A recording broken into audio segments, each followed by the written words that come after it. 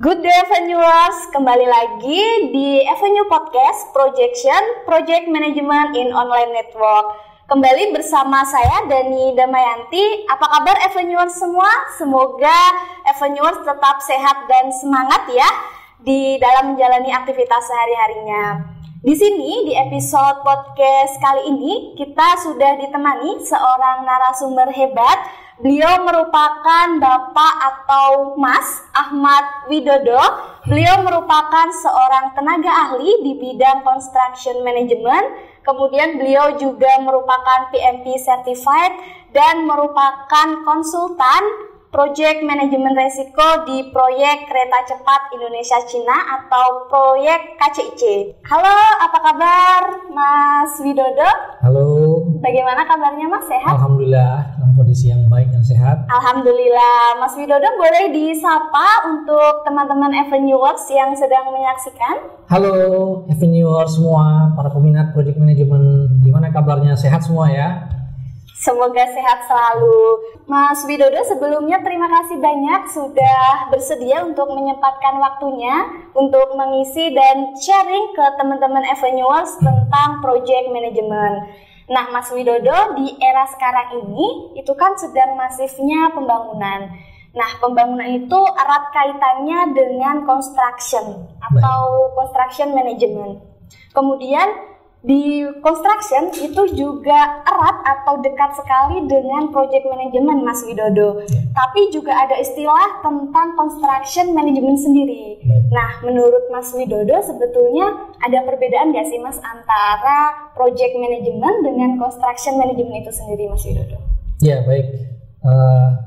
Terkait dengan perbedaan construction management dan project management, tentu kalau kita lihat dari kata-katanya, di situ memang ada perbedaan yang tegas bahwa construction management merujuk otomatis kepada konstruksi, tetapi kalau project management itu lebih generik ya, karena dia sifatnya project dan bisa diterapkan di banyak di segala macam lini ya.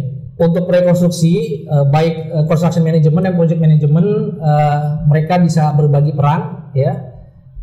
Jadi yang saya jelaskan di sini adalah apa yang banyak dipraktekkan di Indonesia. Untuk project management sendiri sebenarnya yang dipahami oleh teman-teman praktisi adalah semua kegiatan yang dikelola mulai dari tahap inisiasi sampai selesainya project. Sementara untuk construction management adalah semua kegiatan konstruksi, semua kegiatan yang di manage mulai dari tahap konstruksi atau lebih spesifik kalau di dalam rekonstruksi setelah ditunjuknya kontraktor utama dalam pekerjaan. Pada saat itulah mereka memahami, teman-teman praktisi, bahwa construction management mulai bekerja mulai dari tahap itu. Itu yang membedakan antara, sementara mungkin sebagai tambahan, project management bekerja mulai dari inisiasi ya, business case. Lalu mulai dari desain, biasanya kalau di rekonstruksi itu ada beberapa tahapan desain ya, mulai dari master plan, lalu menuju ke basic design, lalu ke design development, terus masuk lagi ke tender preparation ya, sebelum akhirnya nanti dieksekusi pada tahap pelaksanaan. Nah, sebelum mulai dari tadi ya, awal business case sampai dengan penunjukan kontraktor, disitulah peran yang dominan dari tim project management. Biasanya timnya nggak terlalu besar, mungkin 5-6 orang ya. Mereka mengelola beberapa konsultan ya untuk menghasilkan deliverable yang nantinya akan diimplementasikan sebagai sebuah proyek konstruksi.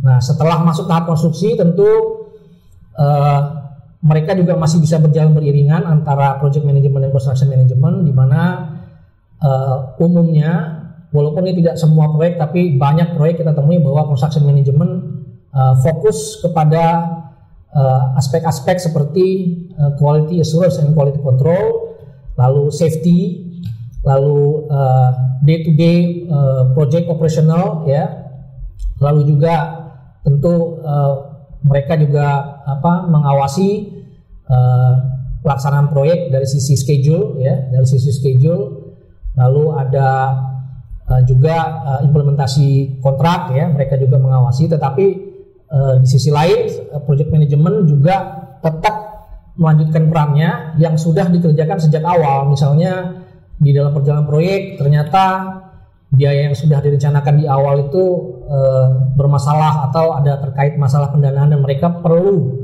melakukan satu tindakan sehingga proyek ini masih bisa berjalan. Nah, itulah peran dari project management yang melakukan pengelolaan tersebut. Misalnya terkait dengan value engineering karena kenaikan harga, lalu proyeknya waktunya memanjang atau molor sehingga perlu penyesuaian budget, maka disitulah roles dari project management.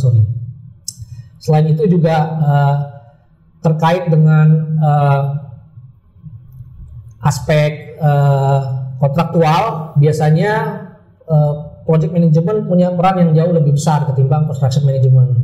Mereka yang utamanya ditunjuk kalau di dalam format misalnya kontrak FIDIC gitu ya. Mereka biasanya yang ditunjuk sebagai the engineers. Yang dimaksud dengan the engineers dalam FIDIC itu biasanya adalah tim project management.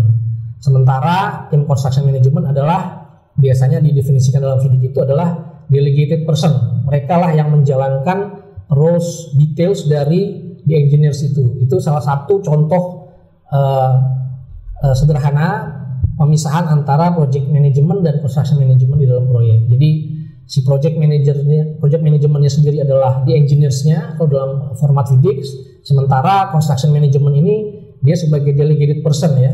Jadi sebagian otoritas dari engineers yang terkait dengan QA/QC, safety, monitoring schedules, daily operational itu dilimpahkan kepada tim construction management. Atau mungkin bisa juga umumnya dikenal juga sebagai supervision consultant misalnya ya, itu yang paling lazim kita dengar.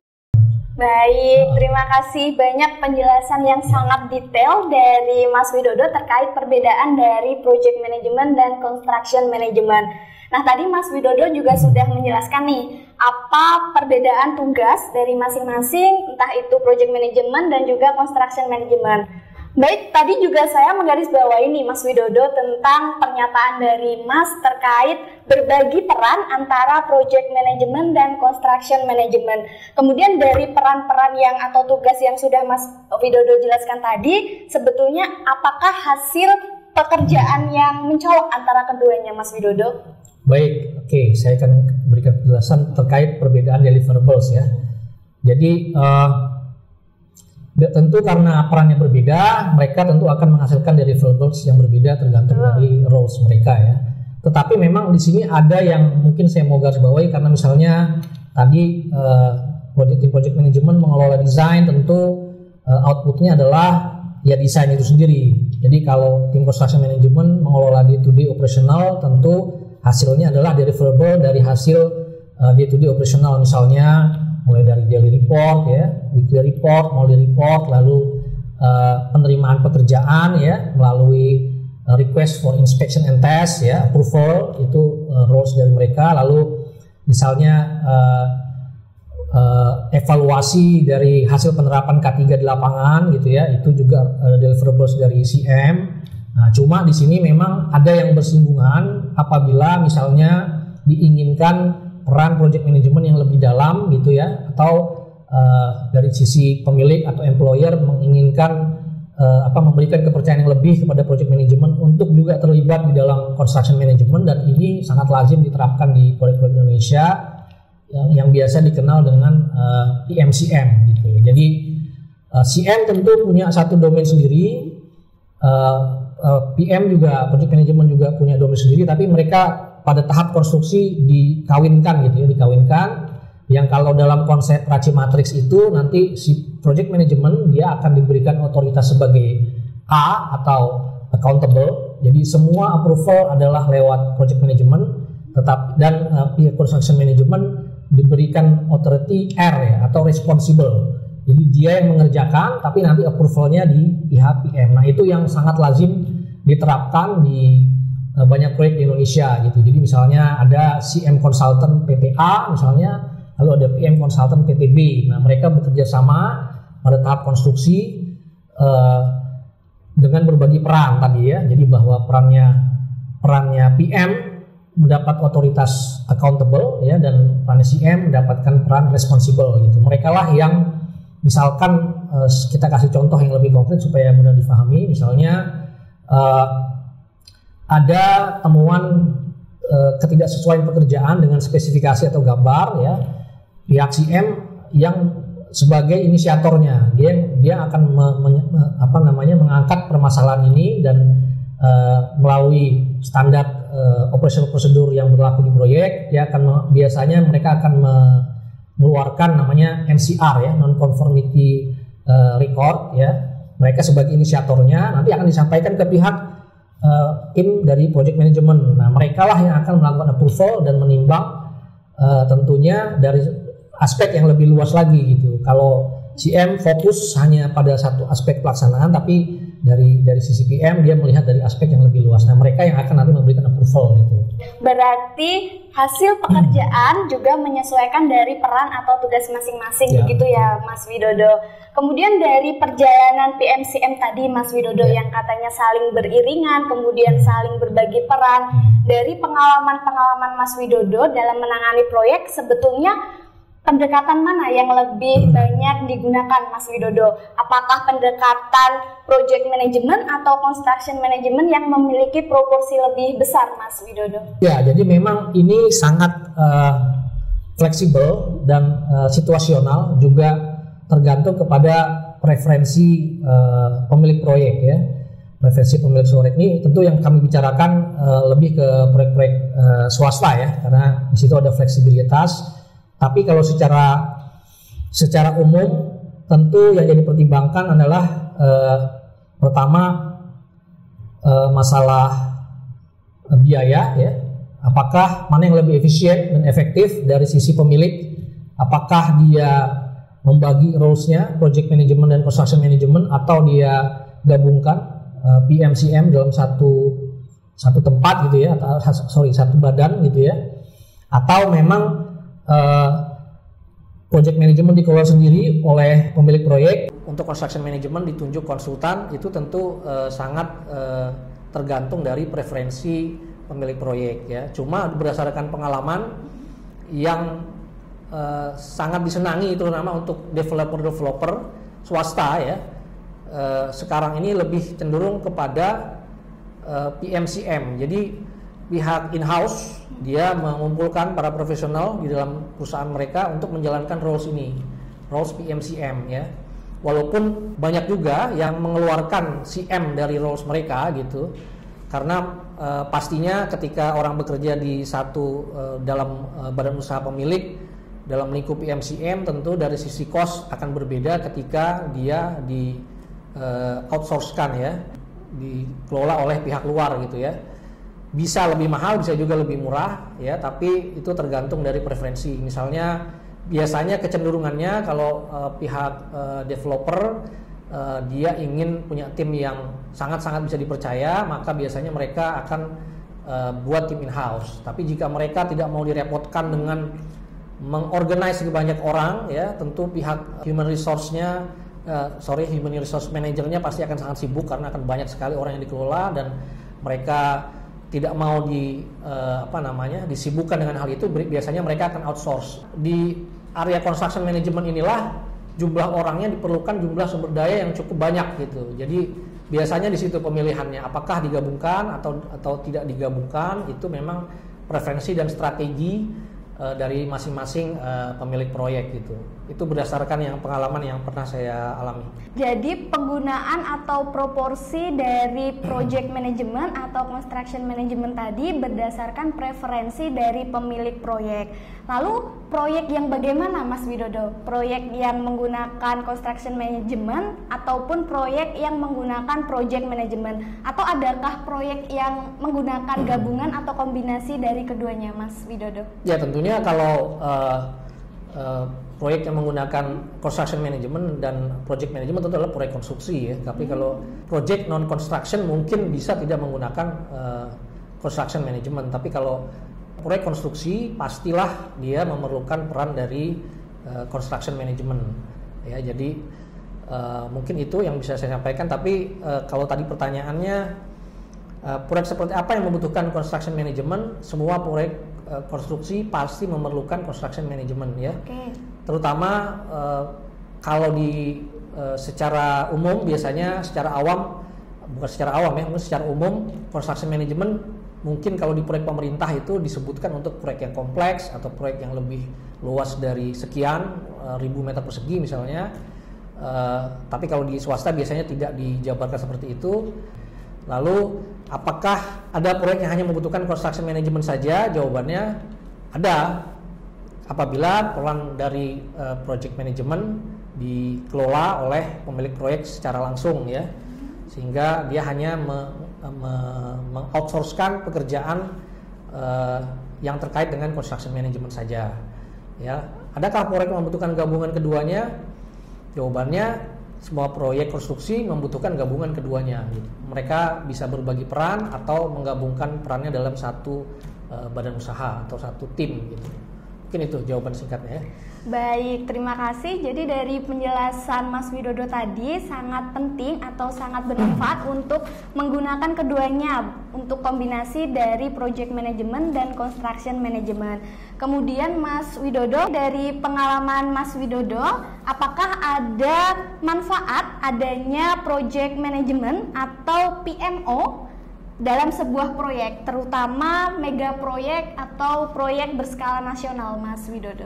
Baik, jadi ini pertanyaan yang sangat menarik sekali. Bicara mega proyek, tentu di situ kita bicara masalah kompleksitas, ya, stakeholders yang rumit biasanya, struktur organisasi juga yang besar, lalu kepentingan juga yang multi kepentingan di dalamnya, sehingga memang perlu ada satu tim project management yang kuat ya, yang bisa menguraikan semua objektif mereka. Tapi kalau dari sisi PMO, project management office, mungkin lebih kepada roles yang lebih strategik, seperti misalnya bagaimana mensinkronkan antara visi dari para pemegang kepentingan di atas ya, para stakeholders, pemegang saham utama mereka, dan bagaimana mengimplementasikannya ke dalam project gitu ya. Bagaimana visi itu atau apa namanya, ide-ide strategis bisa diterapkan di dalam proyek gitu ya, sehingga yang mungkin kemungkinan akan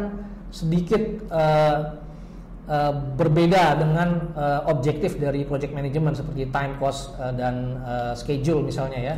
Nah, disitulah peran dari project management office ya. Mungkin itu sekilas yang bisa saya jelaskan. Ada lagi yang mungkin bisa mau ditanyakan? Oke Mas Widodo, dari penjelasan Mas Widodo tadi terkait peran dari Project Management Team atau PMO, tadi salah satunya ada peran untuk menyelesaikan atau memecahkan masalah dan tantangan. Kemudian ada juga peran untuk mengaplikasikan strategis dari proyek tersebut. Pastikan untuk menjalani peran tersebut harus membutuhkan skill yang cukup bagus kan Mas Widodo? Ya, betul. Nah, skill atau peran apa yang dibutuhkan dalam tim project management atau PMO untuk menjalankan peran-peran yang Mas Widodo jelaskan tadi, Mas? Baik, jadi mungkin yang paling utama tentu skills yang diperlukan oleh tim project management adalah komunikasi ya. Komunikasi adalah yang pertama, itu yang dan paling utama gitu, dan itulah pekerjaan utama mereka, bagaimana berkomunikasi dengan semua pihak ya, mengcapture semua masalah dan bagaimana mengurai masalah tersebut dan menyelesaikan dan memberikan solusi ya dengan knowledge project management yang mereka kuasai gitu. Jadi itu roles yang pertama adalah komunikasi. Lalu yang kedua memang tentu tidak bisa dilepaskan dari kata project management. Jadi bagaimana mereka mengimplementasikan semua tools yang mereka punya ya dari disiplin project management ya, dalam menguraikan dan menyelesaikan masalah-masalah yang mereka hadapi gitu ya.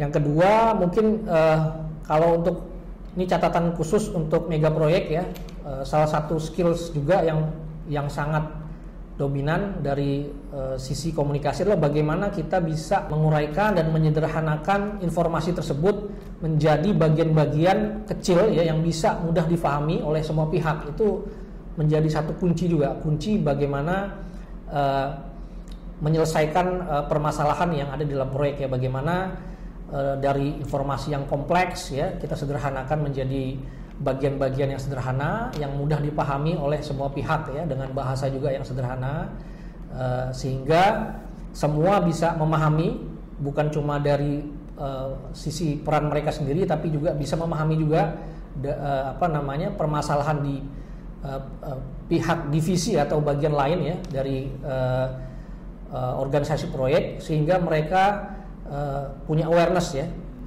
dalam melaksanakan pekerjaannya, karena setiap hal yang mereka lakukan akan punya dampak juga ke bagian yang lain, sehingga mereka bisa lebih terkolaborasi dan juga terintegrasi dalam mengerjakan proyek. Mungkin itu yang bisa saya jelaskan. Nah, Avenuers, dari penjelasan Mas Widodo tadi, kunci utamanya salah satunya adalah komunikasi.